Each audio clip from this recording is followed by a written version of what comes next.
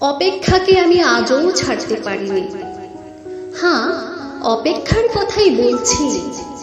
ভালোবাসার রক্তিম ধারালো স্নিগ্ধ ছোঁয়ায় এ হৃদয় থেকে এক এক করে ছেড়ে গেছে সব লোভ, হিংসা, ক্রোধ, অহংকার, স্বার্থপরতা, সব কিছু।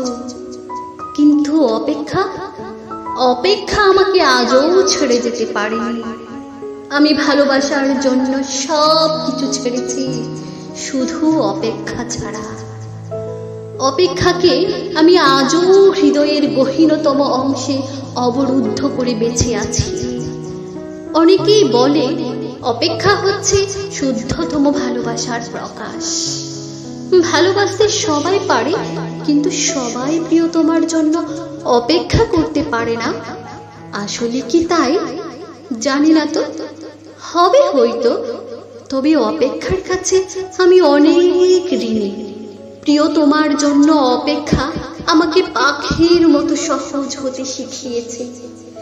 অপেক্ষা আমাকে সাগরের নীল জলরাশির মতো গভীর হতে শিখিয়েছে, প্রকৃতির মতো স্বচ্ছ হতে শিখিয়েছে, সোনালী সন্ধ্যার মায়াবী মৌনতার মতো নিবিড় হতে শিখিয়েছে। শেষ পর্যন্ত অপেক্ষা আমাকে কবিতার মায়াবী অনিন্দ ভুবনের কাছে নিয়ে গেছে।